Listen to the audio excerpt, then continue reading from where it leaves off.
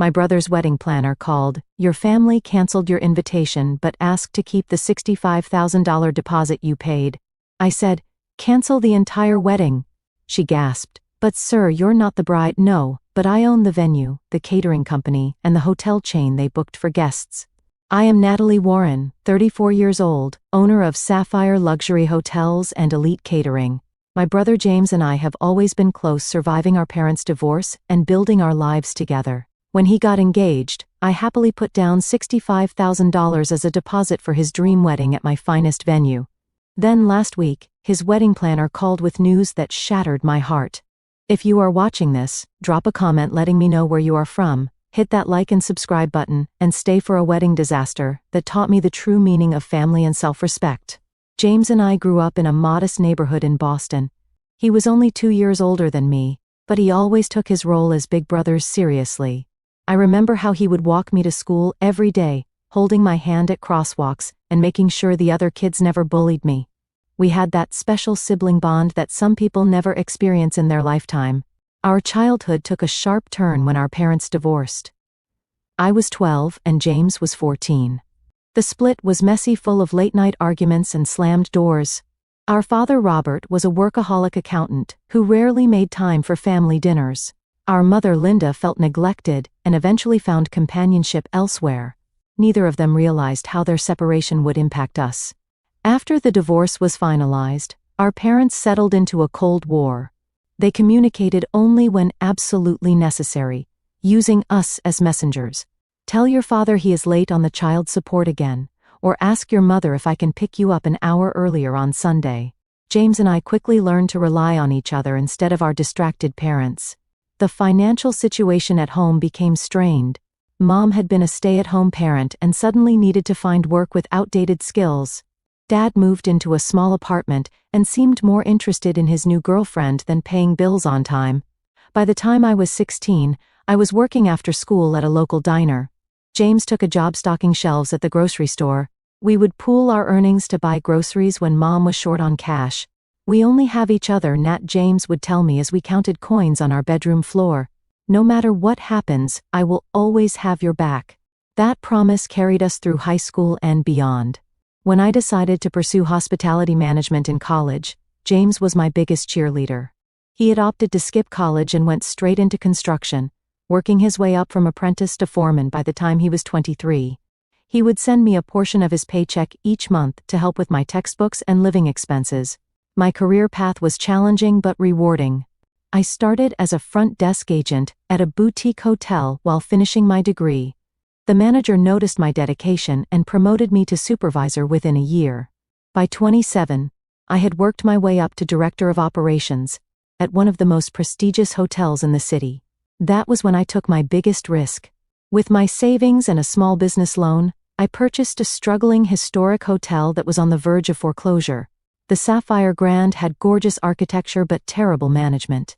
I worked 18-hour days for 2 years straight, renovating the property and rebuilding its reputation. James was there every step of the way. He used his construction connections to help me find reliable contractors at fair prices.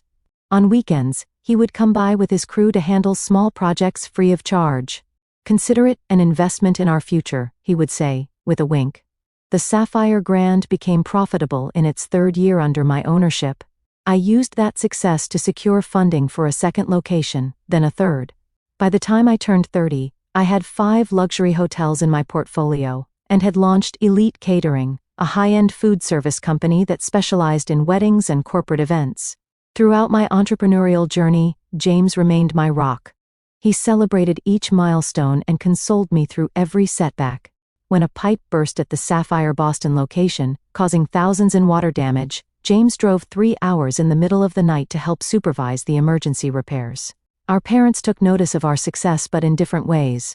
Dad suddenly wanted to reconnect, inviting us to dinner at expensive restaurants and introducing us to his business associates.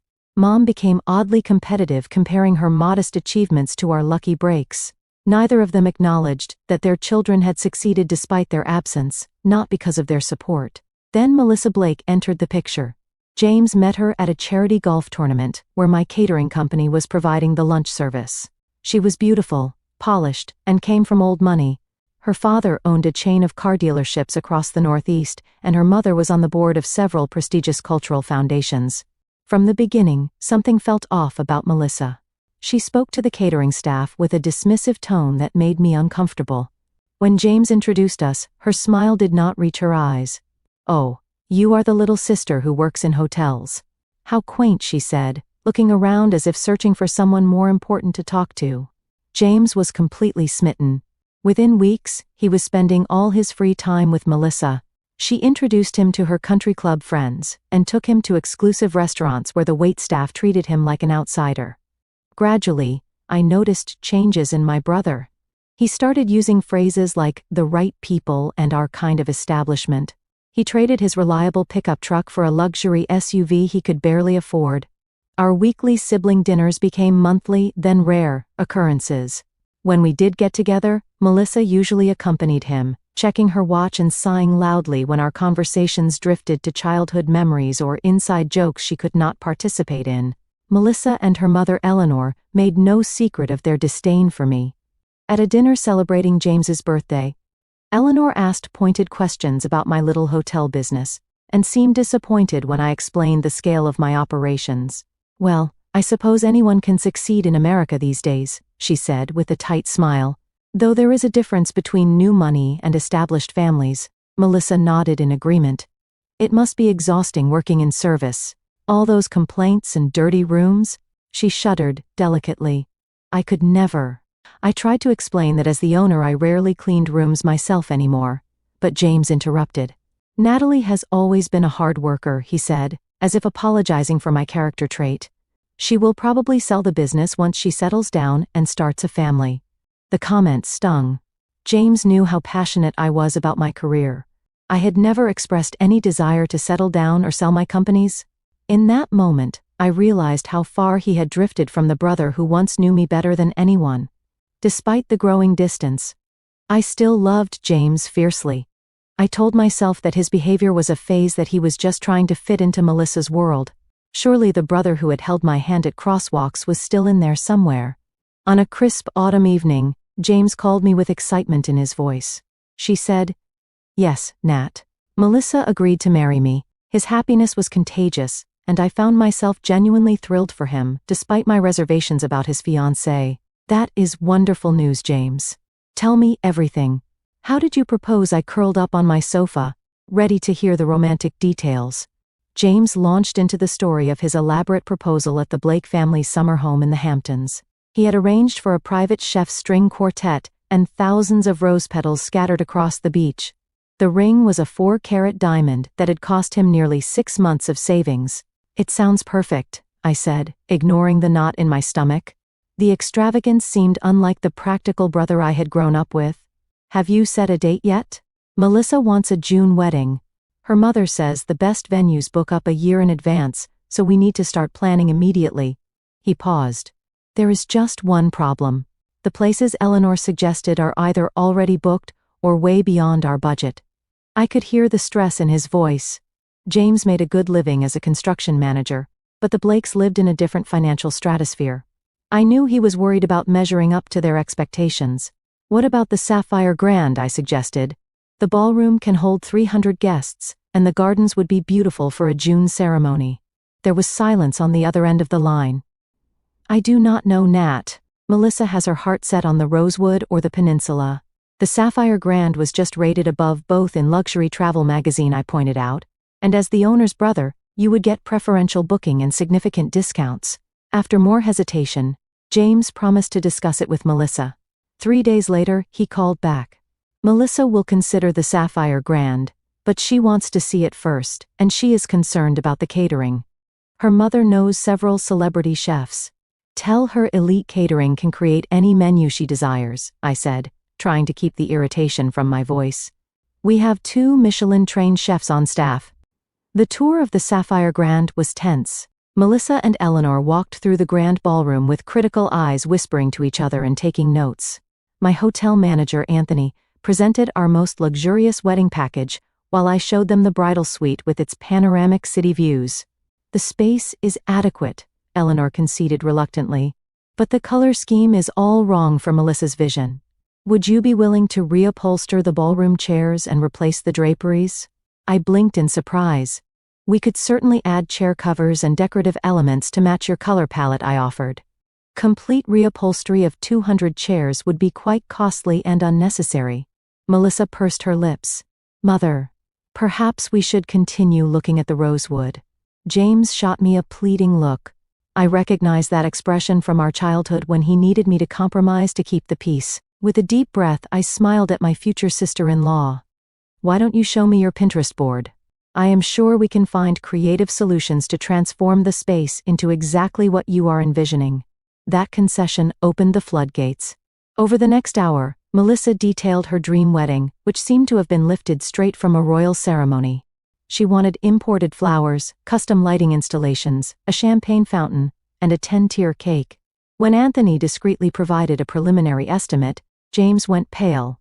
Even with my owner's discount, the wedding would cost well over $100,000. That was when I made a decision that would change everything. As my gift to you both, I said I would like to cover the venue and catering deposit. $65,000 toward your special day. James's eyes widened. Nat, that is too generous, we cannot accept that. But Melissa and Eleanor exchanged glances. That would be lovely, Melissa said quickly. We accept your generous offer. Even for a successful business owner like myself, $65,000 was a significant amount. It represented the profit from several months of operations.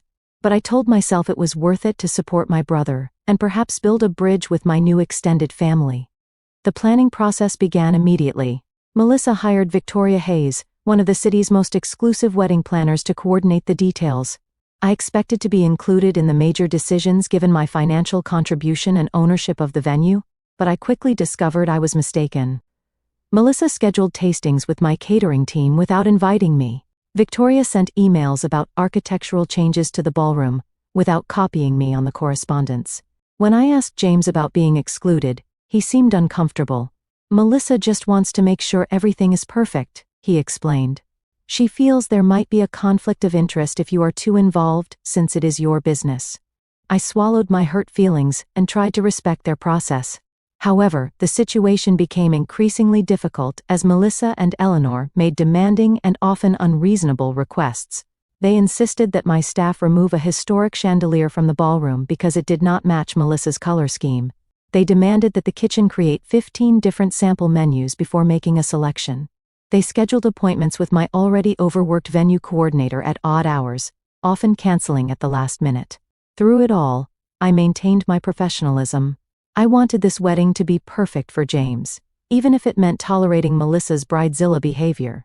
My staff loyal to me did their best to accommodate the endless demands, though I could see the strain in their faces. You are a saint, Anthony told me, after a particularly difficult meeting with Eleanor. If she were not your future family, I would have shown her the door weeks ago. The $65,000 deposit was officially processed 6 months before the wedding date. I signed the paperwork myself, specifying that it covered the venue rental, basic catering package, and hotel rooms for the wedding party. Additional costs for upgrades, special requests, and guest accommodations would be billed separately. As the wedding date approached, I expected to receive my formal invitation. When the 3-month mark passed with no envelope in my mailbox, I casually mentioned it to James during one of our increasingly rare phone conversations. Oh, the invitations went out last week, he said vaguely. Melissa handled the guest list. I am sure yours is on the way. Another month passed. No invitation arrived.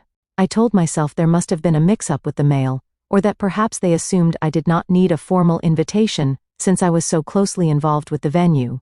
Still, a sense of unease began to grow in the pit of my stomach. The first truly alarming sign came when my cousin Dana called to thank me for her invitation to James's wedding.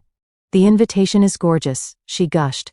That gold foil embossing must have cost a fortune, and the handwritten note from Melissa was such a nice touch. My heart sank. I had received neither an invitation nor a handwritten note. When I checked with other family members, I discovered they had all received their invitations weeks ago. That evening, I called James directly. Is there something I should know about the wedding, I asked, trying to keep my voice steady. Everyone else seems to have received their invitations. There was a long pause on the other end of the line. Melissa has been handling the guest list, he said finally. I will check with her and get back to you. 3 days later, I still had not heard from him. I decided to take a more direct approach and texted him. Need to finalize my attendance details for your wedding? Should I bring a +1? What color dress would coordinate with the wedding party? His response was vague and evasive. Still working out some details. Will let you know soon. Around the same time, I noticed other concerning patterns. The bridal shower had apparently happened the previous weekend, but I had not been invited. Photos appeared on social media showing James, Melissa, and both families at what looked like an engagement photo shoot in the botanical gardens. Again, I had not been included, or even informed. During a routine check-in with my hotel staff about the wedding arrangements, I learned that Melissa had requested a meeting to review the seating chart for the reception. Curious, I asked to see a copy. My name was nowhere to be found. There must be a mistake, I told my events coordinator. I am the groom's sister. She looked uncomfortable. Miss Blake was very specific about the seating arrangements. She personally reviewed each name multiple times. The situation came to a head when our parents organized a family dinner 1 month before the wedding. It was the first time in years that both my mother and father would be in the same room, a testament to the significance of James's marriage. The dinner was held at an upscale restaurant downtown with James, Melissa, both sets of parents, and me in attendance. From the moment we sat down, the tension was palpable. Melissa kept whispering to her mother and shooting glances in my direction. When the conversation turned to wedding details, they spoke in vague terms, changing the subject whenever I asked specific questions. During the main course, Eleanor made a comment that sent a chill down my spine. It is so important to have the right atmosphere at a wedding, she said, swirling her wine glass. The proper guests, the right connections. A wedding is not just a celebration. It is a statement about your place in society. Melissa nodded in agreement. Some people simply do not understand the social implications of a high-profile event, she added, looking directly at me. Running hotels is one thing, but appreciating true elegance is quite another. My father, never particularly perceptive about social dynamics, laughed uncomfortably. Natalie understands elegance just fine. Her hotels are top-rated in the luxury category. Eleanor's smile did not reach her eyes. Yes, but there is a difference between serving the elite and being one of them. Is there not? The implication was clear. In their eyes, I was the help, not a social equal. I looked at James, expecting him to defend me, but he was studying his plate, intently avoiding eye contact. My mother, perhaps sensing my distress, attempted to change the subject. Natalie has been so generous with her contribution to the wedding. The venue looks absolutely stunning. Melissa's response was swift and cutting. Yes, the financial arrangement has been helpful, though we have had to make substantial upgrades to bring the space up to standard. I felt as if I had been slapped. My flagship hotel, the jewel of my business empire, was being described as substandard by a woman who had never worked a day in her life. The Sapphire Grand is a 5-star establishment, I said evenly. We host diplomats, celebrities, and yes, society weddings on a regular basis. Of course you do, dear Eleanor, patted my hand condescendingly. And we appreciate your establishment's effort to accommodate our vision. After dinner, I tried to speak with James privately, but Melissa intercepted us. James, darling, we need to discuss the rehearsal dinner with Daddy, she said, pulling him away. The look she gave me was triumphant, almost smug. Later that week, I received a disturbing message from a friend who worked at the country club where Melissa was a member. She had overheard Melissa laughing with her bridesmaids about the hotel girl, who thought she was invited to the wedding. She actually thinks she will be sitting at the family table, Melissa had reportedly said. As if we would want someone like her front and center in the photos. But we need to keep her happy until the big day, since she controls the venue. Another bridesmaid had asked, what about the money she contributed? $65,000 is a lot to take without including her. Melissa's response chilled me. That money is already spent. What is she going to do? Ask for it back? Besides, James says she is loaded, she will get over it. I confronted James that evening, calling him and demanding answers. Am I invited to your wedding or not? I asked bluntly. Because from what I am hearing, Melissa has other ideas. James sighed heavily. Nat, it is complicated. Melissa and her mother have very specific ideas about the guest list. They are concerned about maintaining a certain atmosphere. An atmosphere that does not include your only sister. The sister who gave you $65,000 toward this wedding. My voice cracked with emotion. You do not understand the pressure I am under, James said defensively. Melissa's family moves in important circles. This wedding could open doors for both of us. Since when do you care about important circles? I demanded. What happened to the brother who used to say we only needed each other? People grow up, Natalie. They change. Maybe you should try it sometime, instead of holding on to the past. His words were like daggers to my heart. Is that Melissa talking or you? I asked quietly. This conversation is not productive, he said, his voice cold. I need to go. Melissa and I have an appointment with the florist. As I hung up the phone, I felt a deep sense of loss. The brother I had known and loved my entire life was slipping away, replaced by someone I barely recognized. Still, I clung to the hope that this was temporary madness, that the real James would return once the wedding stress had passed. I decided to make one last attempt to salvage our relationship. I sent James a heartfelt email reminding him of all we had been through together and expressing my hurt at being excluded from his important day.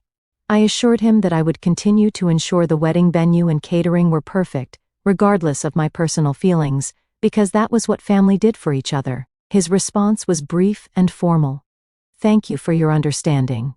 I will speak with Melissa about the guest list situation. Days passed with no further communication. The wedding was now just 1 week away, and I had begun to accept that I might not be attending my own brother's ceremony, despite providing the venue and a substantial financial contribution. Then came the phone call that would change everything. It was a Tuesday afternoon when my phone rang, displaying an unfamiliar number. I was in the middle of a budget meeting with my executive team, but decided to answer in case it was related to the wedding. Hello? Is this Natalie Warren? A professional female voice inquired. Yes, speaking, I replied, stepping out of the conference room. This is Victoria Hayes, the wedding planner for the Warren Blake ceremony, scheduled at the Sapphire Grand next Saturday.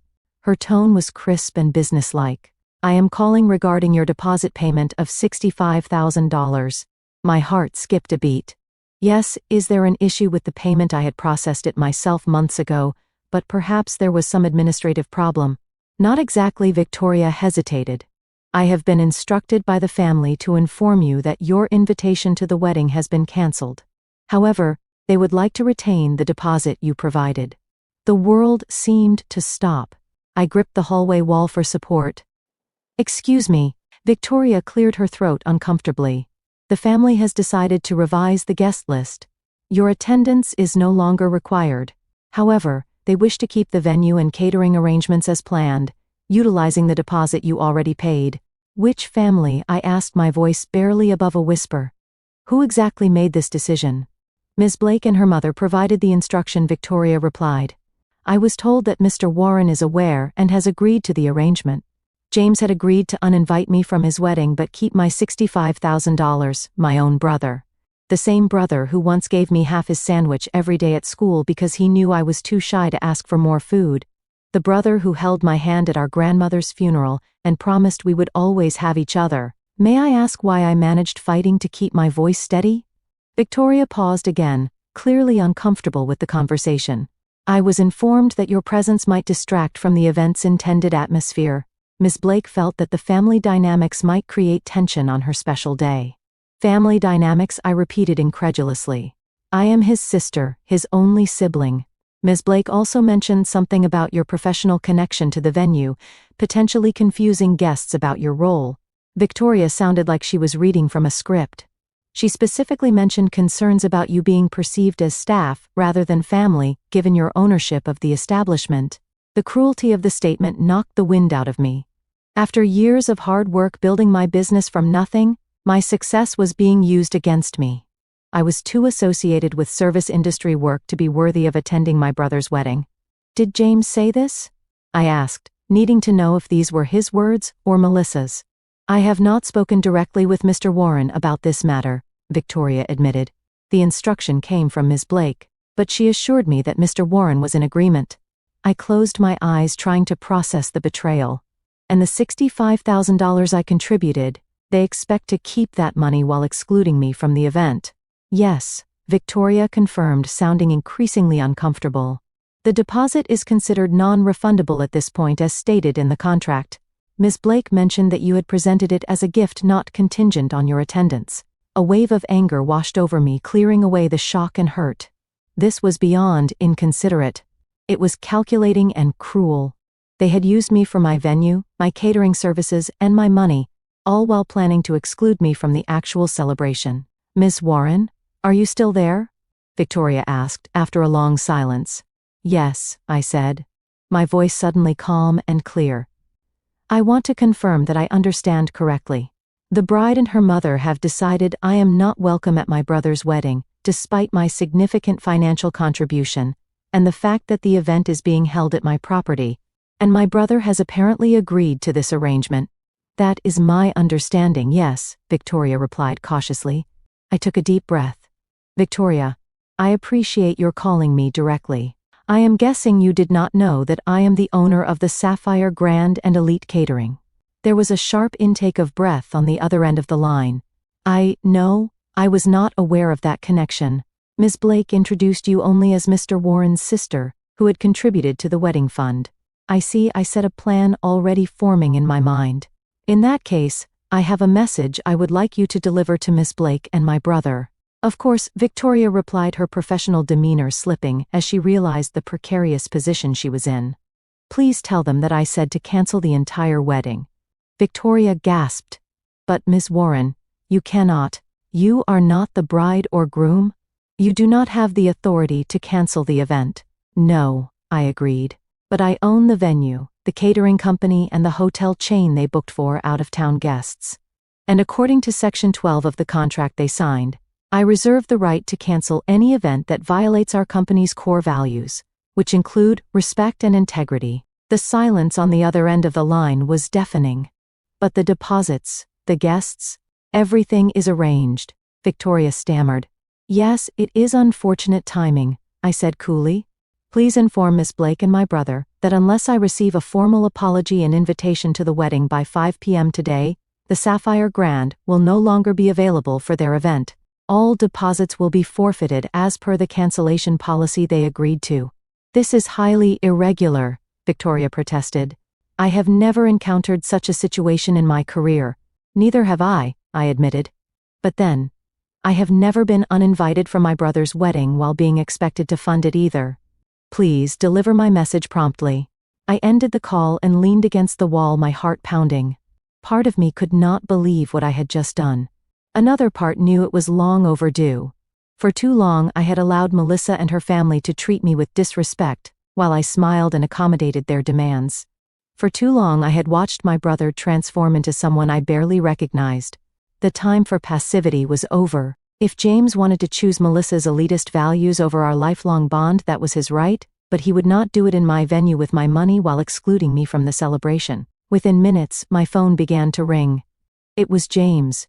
I let it go to voicemail, then Melissa called, then Eleanor. I ignored them all, returning to my budget meeting with a serene smile that confused my executive team. Is everything all right? Anthony asked, noticing my changed demeanor. Actually, yes, I replied. I think everything is finally becoming very clear. By 4:30 that afternoon, my office, phone, cell phone, and email were flooded with messages. Victoria had apparently delivered my ultimatum, unleashing a storm of panic. The wedding was only 10 days away. Over 200 guests had confirmed their attendance. Deposits had been paid to florists, photographers, and entertainers. At precisely 4:55, there was a commotion in the hotel lobby. James had arrived with Melissa and both sets of parents in tow. It was time to face the consequences of my stand.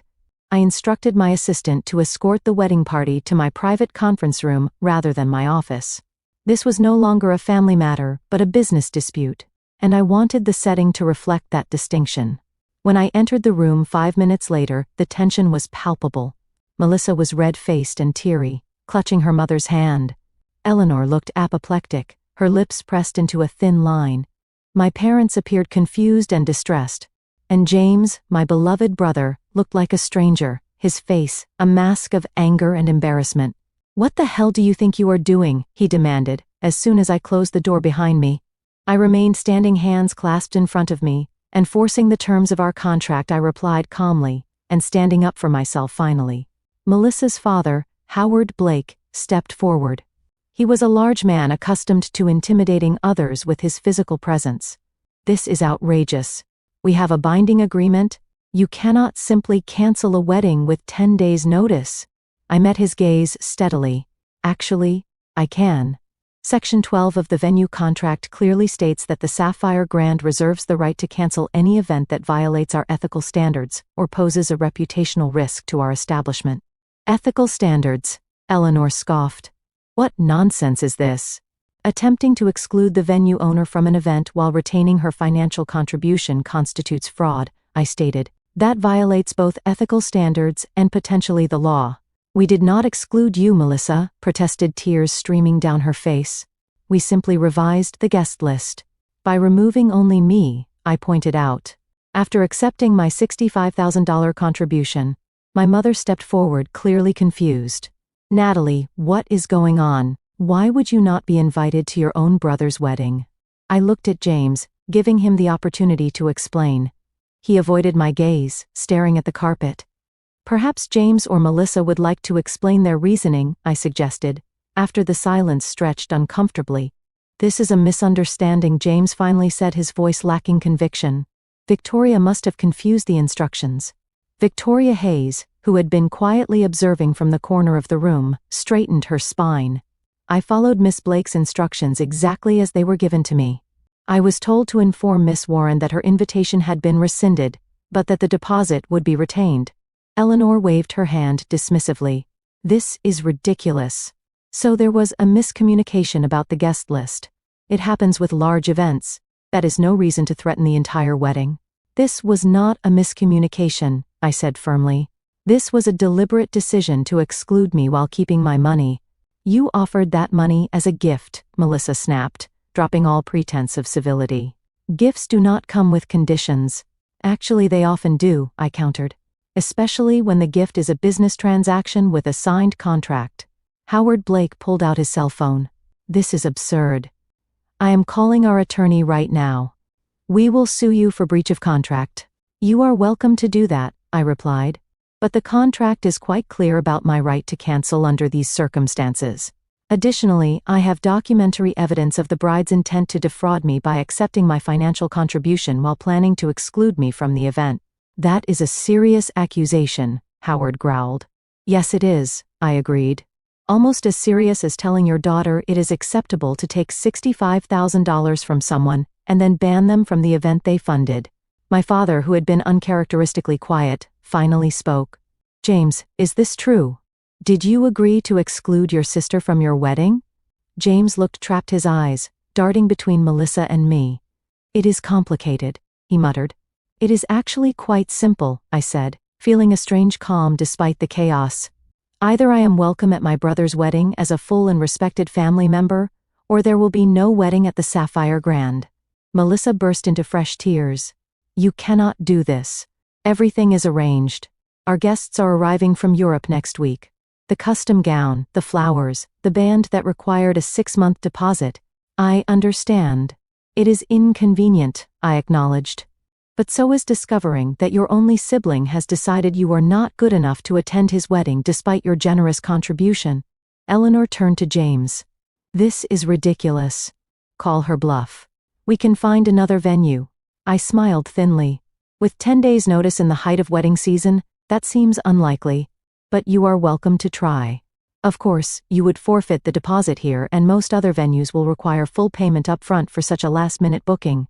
The color drained from Melissa's face as she realized the impossibility of the situation. "Daddy, do something." Howard Blake looked thoughtful. "Perhaps we can come to some arrangement." "What exactly do you want, Miss Warren?" "Respect," I said simply. "A sincere apology and acknowledgement that what you planned to do was wrong, and a guarantee that I will be treated as the family that I am at this event." "This is extortion," Eleanor hissed. "No," I corrected her. "This is a boundary. I have spent months accommodating every demand, absorbing every slight, and financing a significant portion of this wedding. In return, I have been treated with contempt and ultimately excluded entirely. That ends today." My mother moved to stand beside me, surprising everyone. including myself. I agree with Natalie. What you were planning is shameful, James. I raised you better than this. James finally looked up, his expression a mix of shame and defiance. You do not understand the pressure I have been under. I understand perfectly, I replied.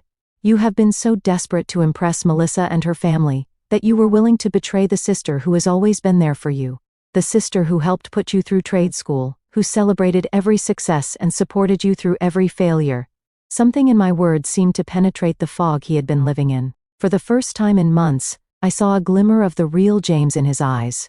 I never wanted to hurt you, Nat, he said quietly. Yet you were willing to ban me from your wedding while keeping my money. I pointed out. How did you think that would make me feel? I thought. He hesitated. I thought you would understand that sometimes sacrifices have to be made for the bigger picture. And I was the sacrifice, I asked, my voice breaking slightly, despite my resolve to remain composed. James had no answer for that. Howard Blake cleared his throat. Let us be practical about this. Miss Warren, if we agree to include you in the wedding as requested, will you allow the event to proceed as planned? That depends, I said, turning to face James directly. Is that what you want, James? Am I just an obligation to be tolerated, or do you actually want your only sister at your wedding? The room fell silent as everyone waited for James's response. This was the moment of truth, not just for the wedding, but for our relationship going forward. James looked at Melissa, then at me, then down at his hands. I want you there, Nat, he said finally. I always did. I just got caught up in everything. The planning, the expectations, the pressure to make everything perfect. Perfect for whom, I asked softly. He had no answer for that either. Melissa stomped her foot in frustration. This is my wedding, I should decide who attends. It is our wedding, James corrected her, seeming to find his voice at last. And Natalie is my sister. She should be there. She deserves to be there. The look Melissa gave him was venomous. After this stunt, you still want her there. She just threatened to ruin our entire wedding. After you tried to exclude her while keeping her money, James countered, standing a little straighter. Think about that, Melissa. How would you feel if someone did that to you? For perhaps the first time since I had met her, Melissa seemed genuinely speechless. Here is what is going to happen, I said, addressing the entire room. I will allow the wedding to proceed as planned with the following conditions. First, I will receive a formal written apology from the bride and groom for the attempt to exclude me.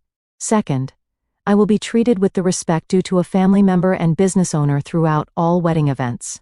Third, my $65,000 contribution will be acknowledged in the wedding program as a gift from a loving sister, not simply as a venue discount.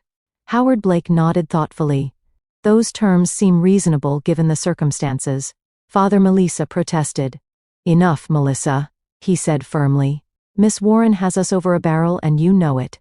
More importantly, she is right. What you and your mother planned was inappropriate and potentially illegal. We are fortunate she is willing to work with us at all.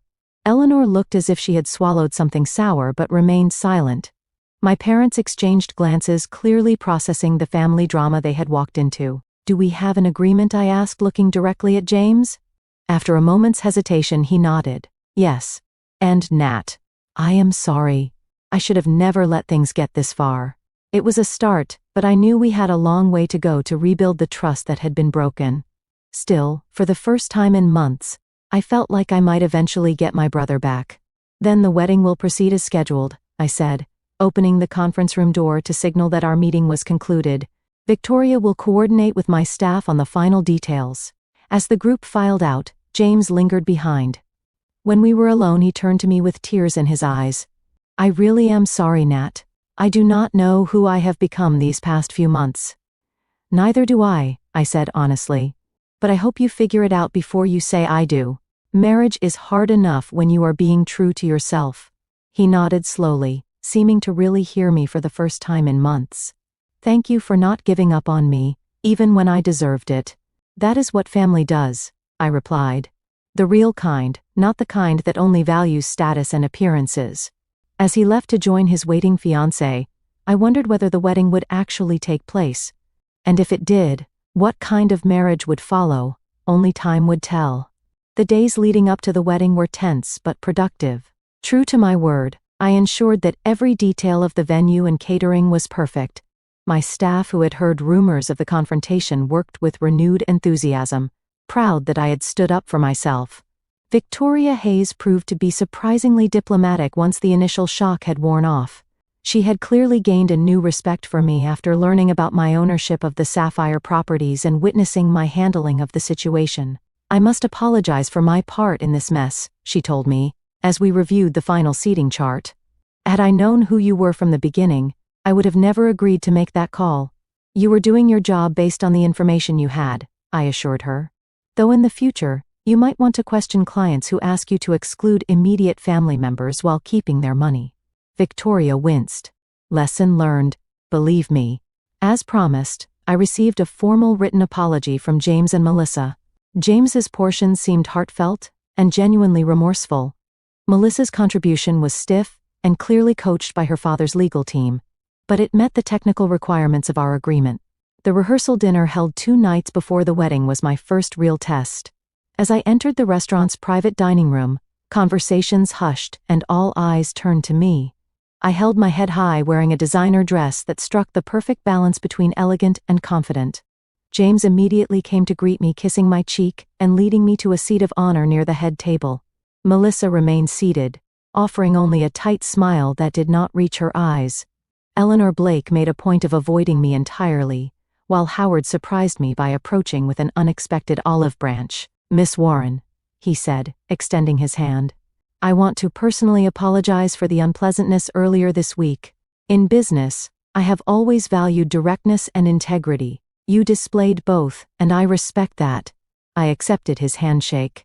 "Thank you, Mr. Blake. I appreciate your understanding." "Howard, please," he insisted. "We are about to be family, after all." Throughout the evening, I noticed James watching Melissa with an increasingly thoughtful expression.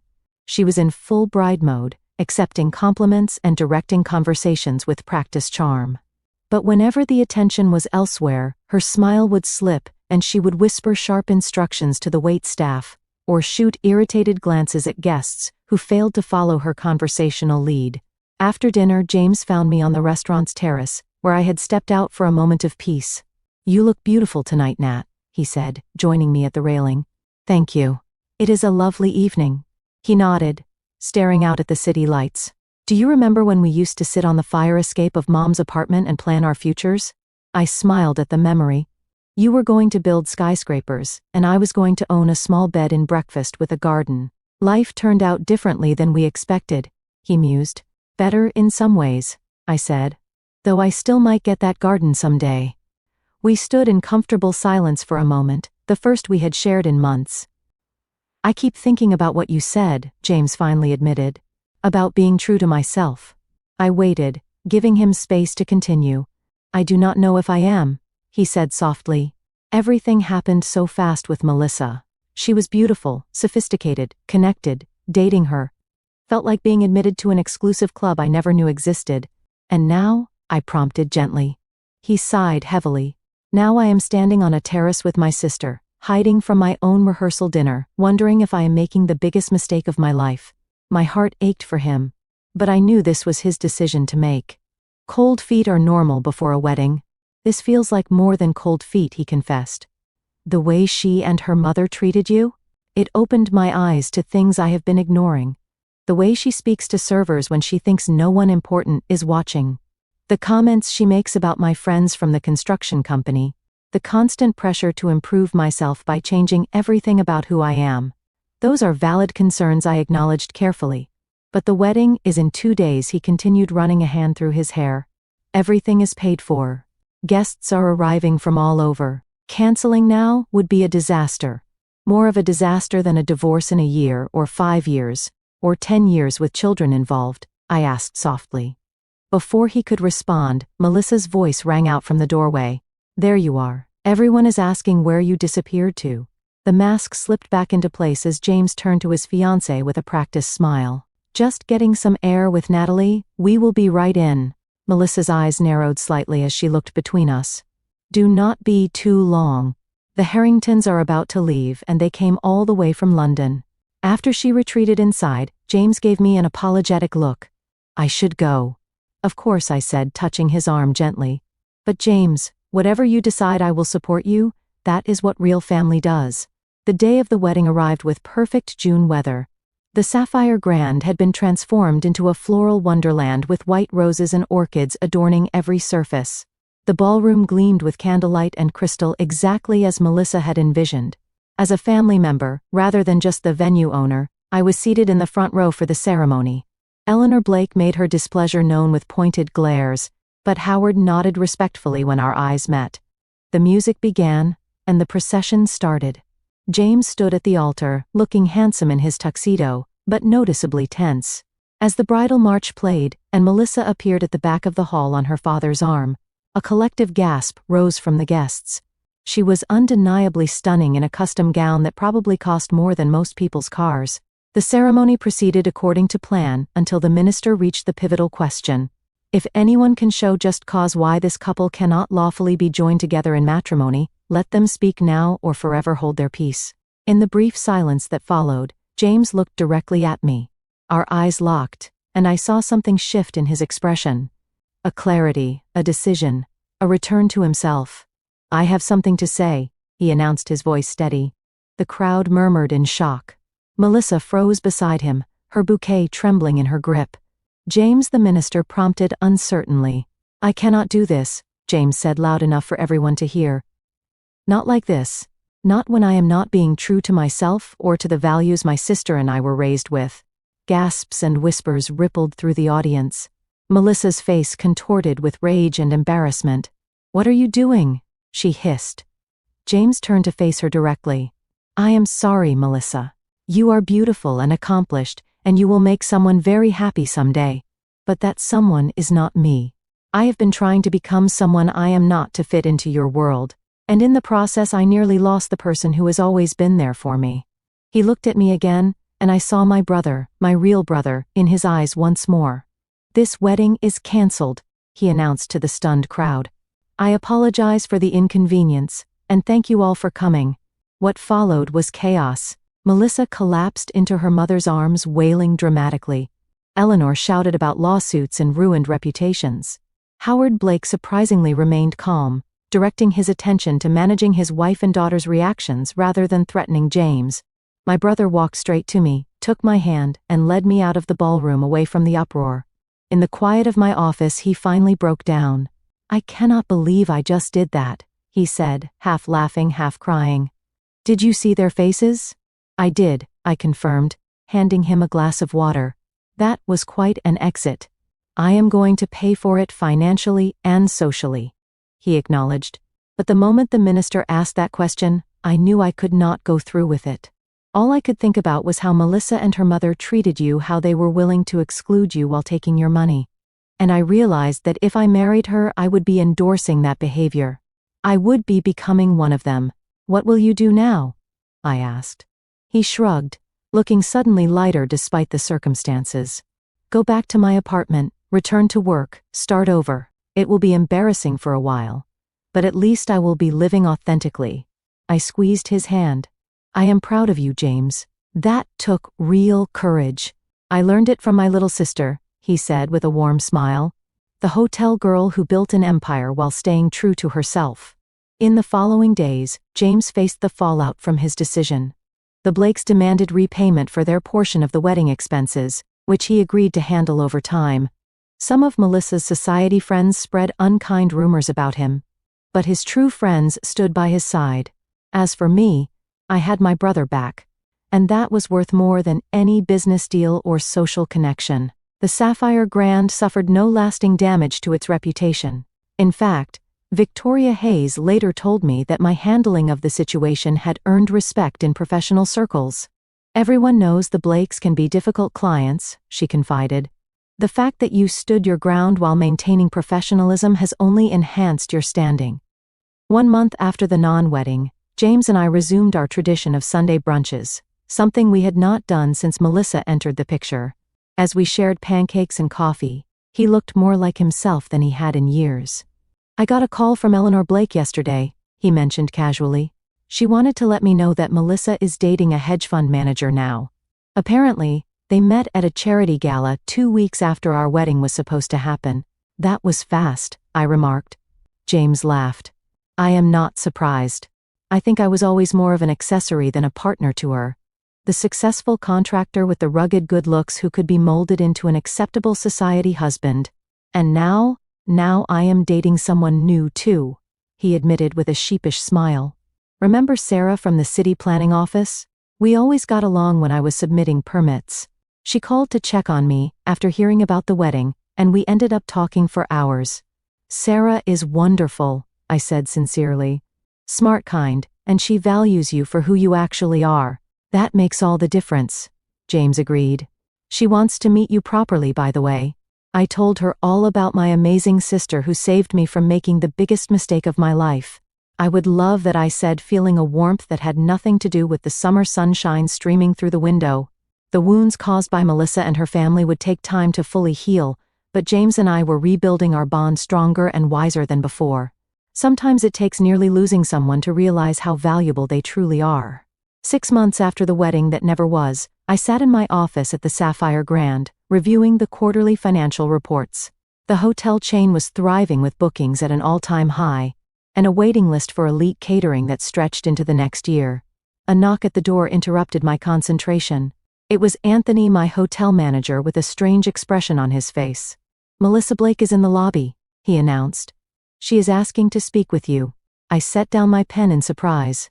Melissa? Did she say what this is about? No, but she seems different. Less imperial, if you know what I mean. Curiosity got the better of me. Send her up. When Melissa entered my office, I barely recognized her. Gone was the perfectly coiffed society princess with designer clothes and flawless makeup.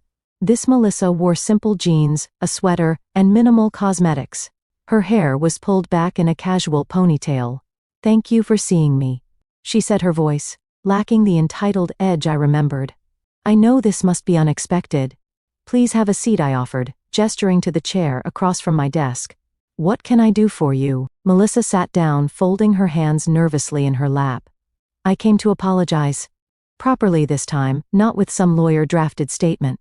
I raised an eyebrow but remained silent, waiting for her to continue. What I did to you was inexcusable, she admitted. Trying to exclude you from James's wedding while keeping your money was not just rude, it was cruel and potentially criminal. I was so caught up in creating the perfect society wedding that I lost sight of basic human decency.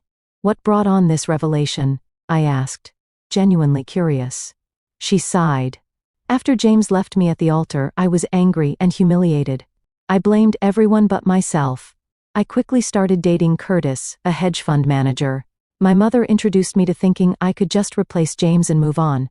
I heard about that, I acknowledged. Curtis proposed after just 6 weeks, Melissa continued. My mother was thrilled. His family has even more money than we do. But then I overheard him talking to his friends about me. Her voice cracked slightly. He said I was high maintenance but good arm candy for client meetings. He said he could train me to be the perfect corporate wife. That sounds painful, I said, feeling an unexpected twinge of sympathy. It was a wake-up call, she admitted. For the first time, I saw myself through someone else's eyes, and I did not like what I saw. I broke off the engagement and started therapy. My mother was furious, but my father supported my decision surprisingly. Howard seemed to have more self-awareness than Eleanor, I observed. Melissa nodded. Dad pulled me aside after the therapy announcement and told me something I will never forget. He said, Melissa, I indulged your mother's social climbing because I thought it made her happy, but it turned her into someone I barely recognize, and now it is doing the same to you.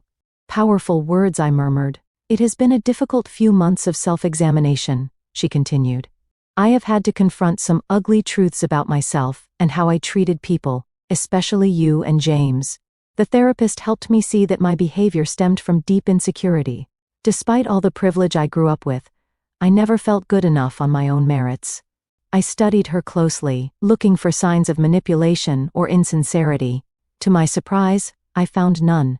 I do not expect forgiveness, Melissa said, meeting my gaze directly. I just wanted you to know that I recognize the harm I caused, and I am working to become a better person. I appreciate that, I said carefully. Genuine apologies are rare. There is one more thing, she added, reaching into her purse. "This is for you." She handed me an envelope. Inside was a cashier's check for $65,000. "Your deposit," she explained. "It should have been returned to you immediately after the wedding was cancelled. It was wrong of me to try to keep it." I stared at the check in surprise. "Thank you. This is unexpected." "It is the right thing to do," she said, simply standing to leave. That is all I wanted to say. "Thank you for seeing me." As she turned to go, I found myself asking, "Have you spoken to James?" She paused at the door. I thought about reaching out, but I decided that would be selfish. "He seems happy with Sarah from what I have heard. He deserves that happiness without me complicating things." With that, she was gone, leaving me to ponder the strange encounter. People could change, it seemed, if they were willing to face their mistakes honestly. That evening, I met James and Sarah for dinner at my newest hotel property. They were glowing with happiness, clearly well matched in values and temperament. Sarah was warm, intelligent, and treated the waitstaff with genuine kindness, something I noticed immediately. "You will never guess who came to see me today," I told James over dessert. When I recounted Melissa's visit and apology, his eyes widened in disbelief. Melissa Blake admitted she was wrong and returned the money voluntarily. "Are you sure it was really her and not an imposter?" I laughed. "It was her though, a very different version from the woman you almost married." James shook his head in wonder. "People can surprise you, I guess, though I am grateful every day that I did not go through with the wedding." Sarah squeezed his hand affectionately. "So am I, selfishly. The whole experience taught me something important," I reflected. For years I defined success by my business achievements. I worked endless hours building the Sapphire brand, sometimes at the expense of personal relationships. I took pride in being self-sufficient, never needing to ask for help. "You have always been the strong one," James agreed. "But strength is not about handling everything alone," I continued. "Real strength is knowing when to stand up for yourself, when to set boundaries, and when to walk away from situations that diminish your worth. If I had not found the courage to confront you and Melissa about the wedding exclusion, I might still be letting people take advantage of my generosity while treating me as less than." "I am sorry I put you in that position," James said quietly. "We both learned from it," I assured him. "And our relationship is stronger for having weathered that storm." In the months that followed, I made changes in both my personal and professional life. I began volunteering with a mentorship program for young women entrepreneurs, sharing not just business advice, but lessons about self-worth and healthy boundaries. My experiences with Melissa and her family had shown me how many people, especially women, struggle with standing up for themselves in both personal and professional contexts. I also reconnected with old friends I had neglected during my workaholic years, finding joy in relationships that had nothing to do with business advantage. James and I instituted a strict no-work talk policy for our Sunday brunches, focusing instead on our lives, dreams, and the simple pleasure of sibling companionship. Perhaps most surprisingly, I developed a cordial relationship with Howard Blake. After Melissa's apology, he reached out to discuss a potential business collaboration.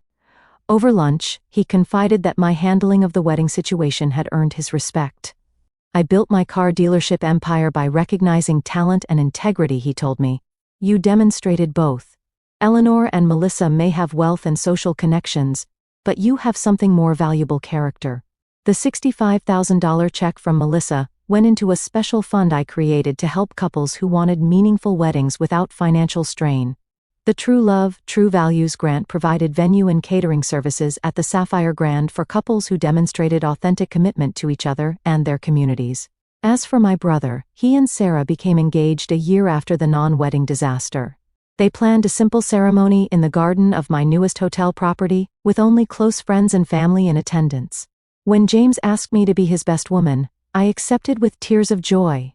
On the morning of his wedding, as I helped him straighten his tie, James looked at me with gratitude in his eyes. "You saved me from making the biggest mistake of my life," he said.